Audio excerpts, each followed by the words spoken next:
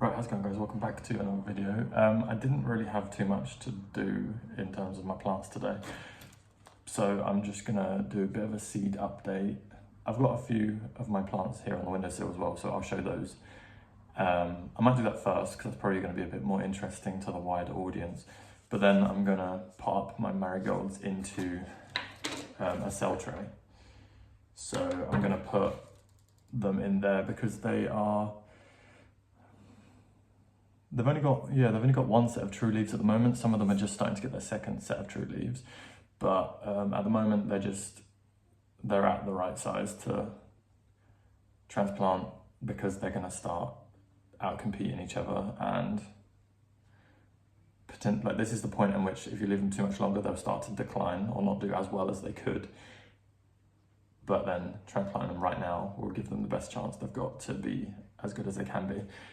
So yeah, this is just the mixed variety. I think I may have thrown the plant, the seed packet away, but yeah, just the French marigolds as far as I'm aware. Okay, I'll do a quick update on some of the plants I've got right next to me. So this is my dining room windowsill. So I've got my rat beater seedlings, which they're doing well. They're just like so slow growing, and this window gets only sunlight in the morning, and that's as far as they've got, but they've not got leggy or anything. They've got roots coming out the bottom.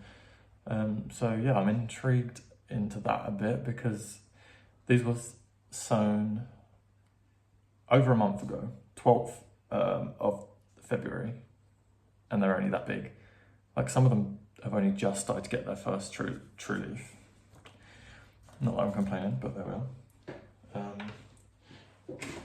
Some of my other seeds didn't come up because the seeds were just too old. So that's my Rebecca Gloriosa daisies and my stackies, which is lamb's ears. They didn't come up either, but that's fine. You win some, you lose some. I'll just get rid of those and reuse that pot.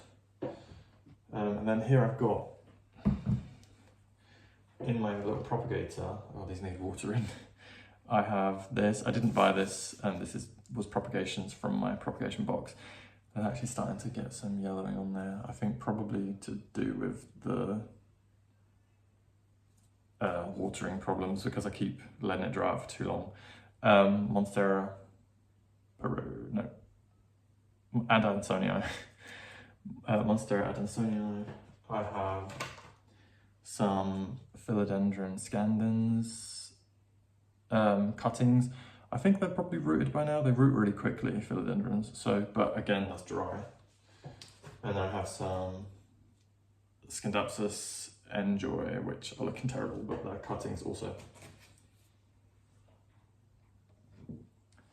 Up next, I've got this little guy. I don't remember the name of this one, but I've put some tiny little chryssulas in the top because I want it to kind of grow out to fill the pot. So it's these. I've just added a couple into the top just so it looks like a little bit more of an arrangement rather than just a single plant in a pot.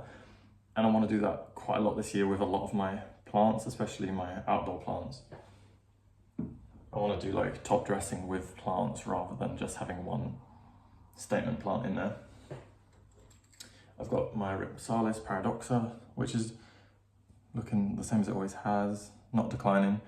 Again, I've got a couple of little Graptosedums and little cuttings in there that are gonna hopefully fill out and make it look good. My Euphorbia obesa, this is one of them. The other one is not here, must be in the living room. It's just covered in dust, but I love these.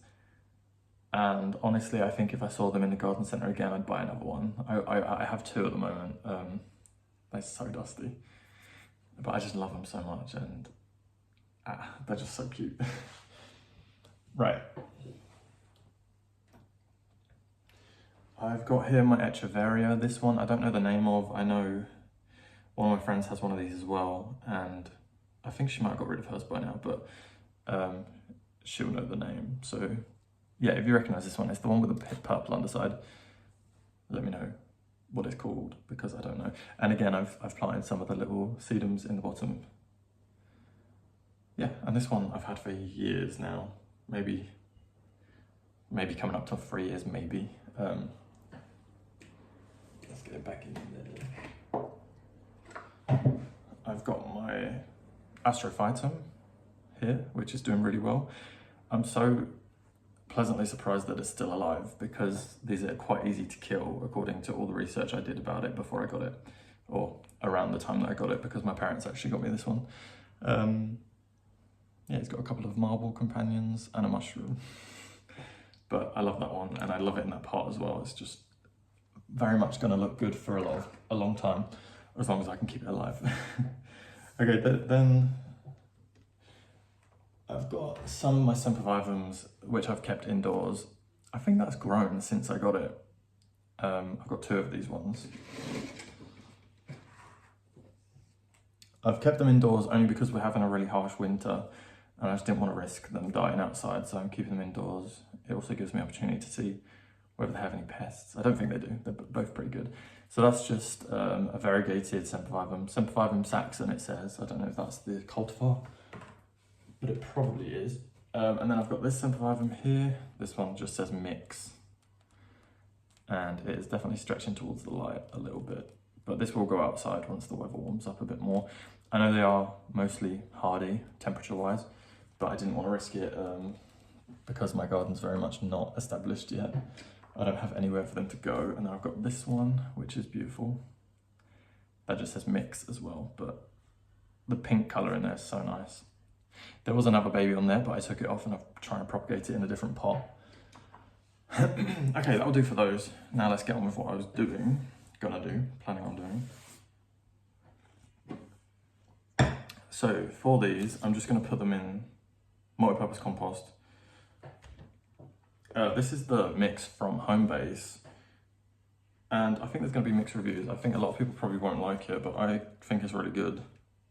It's got a lot of like twiggy material in there, which a lot of people would tell you to steer clear from, but honestly I've never had any issues with germinating seeds. When you're using it to germinate seeds, obviously just don't place a big chunk over the seed. That's what I do, and it's absolutely fine. So I'm just going to fill up this tray without making a mess, but I think I'm going to make a mess regardless.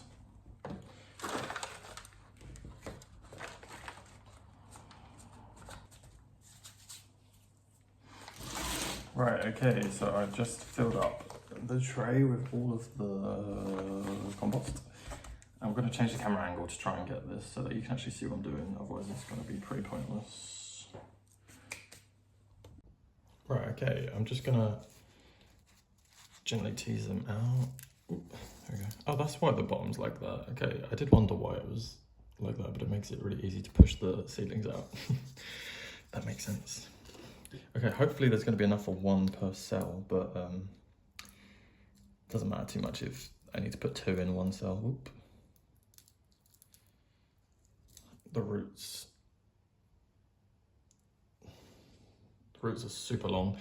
Okay, cool. Right, I'm just going to stab my finger in there, get it in deep, plant the roots first. If you are going to touch the stem of the seedling, just be super gentle, because if you damage the seedling stem, it's most likely going to cause a bit of long-term damage. I think we're definitely going to have more than we... Oof. A little bit of breakage, but that's fine. I've sown so many seeds as well. I've sown a lot more. I've sown my cucumbers already. I've sown cow parsley, which is Ami Majus. What else did I sow? Echiums. I've sown some echiums the other day. And what else did I sow? I've just got so many things growing. And I do that quite often, where I'll sow lots of stuff, but then usually by the time the middle of summer comes, and I'm like, oh, didn't I grow that thing? Didn't I grow that other thing? And then none of them just survived, because I just either don't transplant them in time, or, you know, other stuff comes up and I just don't end up getting around to it. Oh yeah, because I've got so many sunflowers. I definitely want to grow sunflowers this year, because I did try growing them last year again as well. but I just ended up, I don't know, I just ended up not potting them up soon enough, and then they ended up just getting like nutrient deficient, and they just looked bad, so I just gave up on them. I'm going to try my hardest not to do that this year. I can't guarantee it, but I'm hoping that because I'm going to have the new greenhouse, I will have a lot more space to put stuff, because I think that's been one of the issues so far, is that the greenhouse situation at my parents' was that my greenhouse was 90% filled with carnivorous plants. So there was not space for the annual stuff that I wanted to grow, or vegetables and that sort of thing. So now that I've got a bigger greenhouse, which is currently in construction, I'll insert a picture here. And once I've got that up and going, it's going to be so much better. I'm going to have a lot of space for stuff. The only issue is because where I live, the like bedrock is chalk. My garden is literally 1.5 foot of topsoil. Oh, that's ripping. And then it's just solid chalk underneath that. So inside the greenhouse, I'm not going to have ground beds. I will be able to make some raised beds if I want. But for now, I'm not going to pressure myself into doing that. Like, I'll only build them if and when I need them. I just want to do it spontaneously rather than planning for it. I don't know why, that's just my approach. Okay, right. I'm going to start putting 2 in every cell because I've still got this many left, and I don't really want to take up more than just 1 tray with these guys, because I don't want to say they're just marigolds, but you know what I mean. I don't want to take up too much space because I'm going to need to save some windowsill space for other plants. Okay, let's go. My hand's probably been in the way the entire time. I'm going to change the camera angle just so. Okay, you can see, I'm not sure what you can see, but this is better than before. Right, so.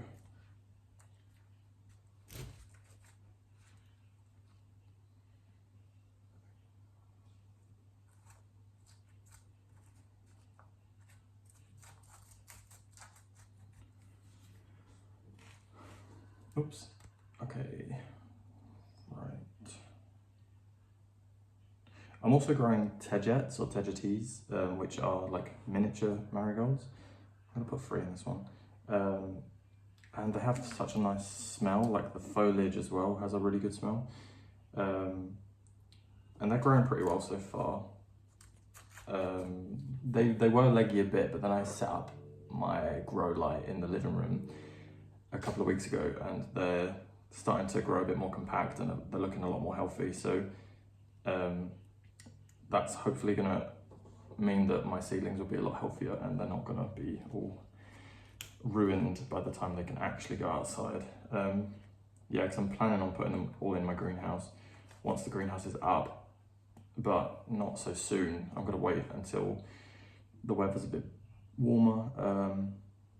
So I'm going to keep them indoors as long as possible, which hopefully, I don't know, like, people have been saying that because we've had a really crap winter, we're probably going to have a bit of a crap summer as well.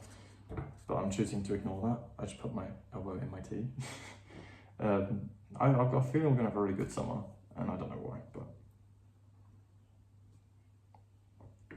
surely my theory has just as much power then as the other theory. Okay, 2, 4, 6. Okay, I can put 1 in each of these for the next few, and then I will put just a couple together. Those 2 are together anyway. Ugh.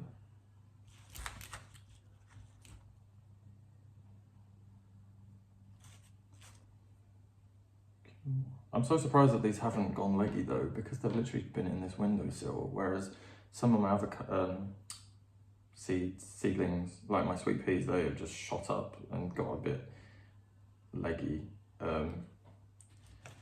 which I don't know. I don't know why I wasn't expecting that, but I think it's just so interesting how certain seeds seedlings don't get leggy and then others do. I'm sure it's like not that complicated, but that's not got many roots, that one. I'm just gonna plant it anyway. These will all do fine. Like marigolds are pretty solid.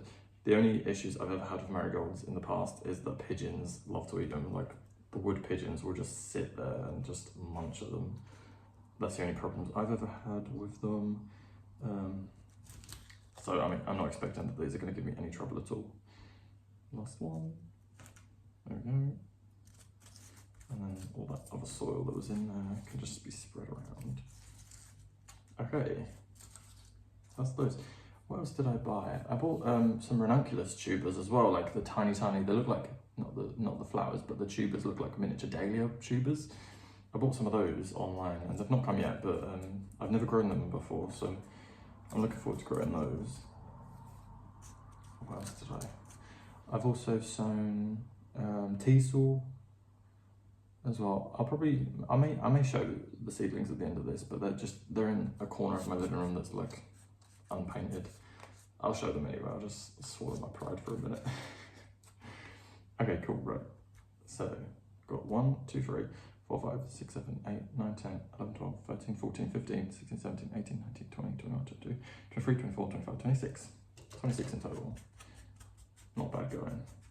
And I think maybe when they grow their second set of true leaves, I might snip them off so that they branch out rather than just having a single stem. But I'll think about that when it happens. Cool, okay, right, let's move on. Right, so this is the corner I was talking about. I have attached that to the ceiling.